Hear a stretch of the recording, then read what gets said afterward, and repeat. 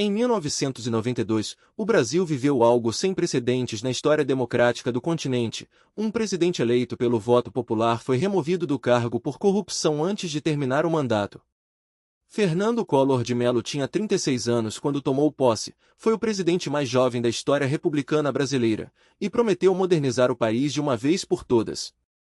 2 anos depois, estava renunciando para evitar o impeachment, enquanto seu tesoureiro de campanha comandava um esquema milionário de propinas. Fernando Collor nasceu em 1949 numa família da elite nordestina. Seu avô foi senador, seu pai foi senador e dono do maior grupo de comunicação de Alagoas. Collor cresceu entre política e influência. Nos anos 80, foi governador de Alagoas, e ali construiu sua imagem de caçador de marajás, funcionários públicos corruptos que recebiam salários altíssimos sem trabalhar. A imagem era poderosa porque o Brasil estava saturado de inflação e escândalos.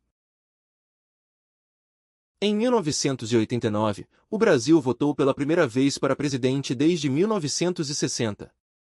Era a eleição mais importante da história recente do país, e Collor venceu no segundo turno contra Lula com 53% dos votos.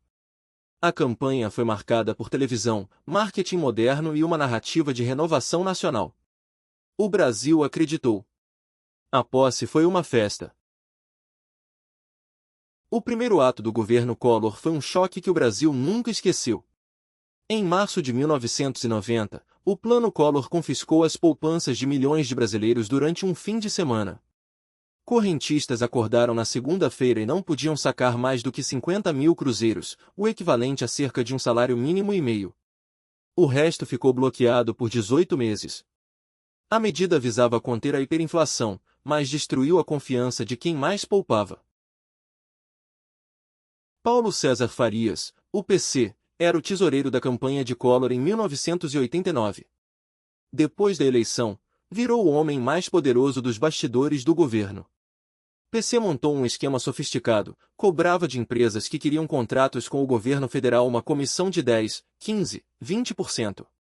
O dinheiro circulava por contas fantasmas no Brasil e no exterior, e parte dele ia direto para pagar as contas pessoais de Collor. O escândalo veio de dentro da família. O irmão mais novo de Collor, Pedro Collor, deu uma entrevista explosiva à revista Veja em maio de 1992. Pedro revelou o esquema de PC Farias em detalhes, as contas, os intermediários, os pagamentos. A entrevista provocou um terremoto político.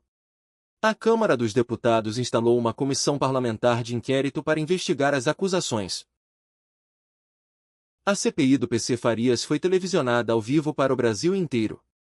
Testemunhos, documentos, extratos bancários.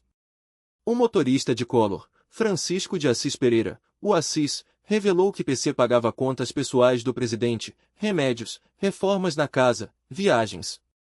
A prova mais simbólica, cheques de PC Farias pagando obras na casa de campo de Collor enquanto o país estava com a poupança bloqueada.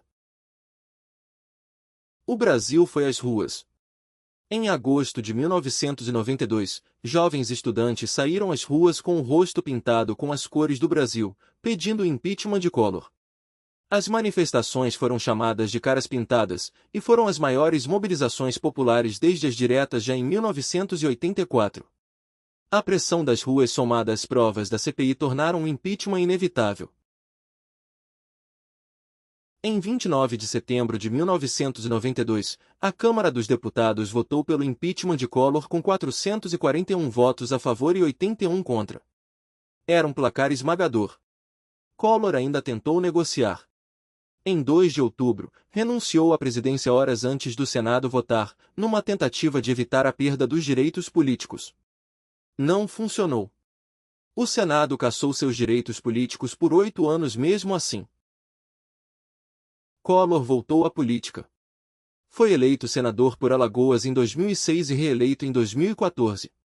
PC Farias foi preso, solto, e morreu em 1996 numa morte que até hoje gera especulações, encontrado morto ao lado da namorada numa casa na praia, numa cena que a polícia concluiu ser assassinato seguido de suicídio, mas que muitos nunca aceitaram.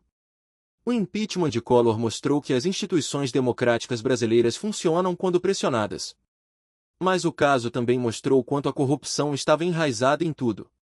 Se você quer saber sobre outros momentos em que o sistema foi testado, e às vezes falhou, tem muito mais histórias aqui no Dossiê Brasil.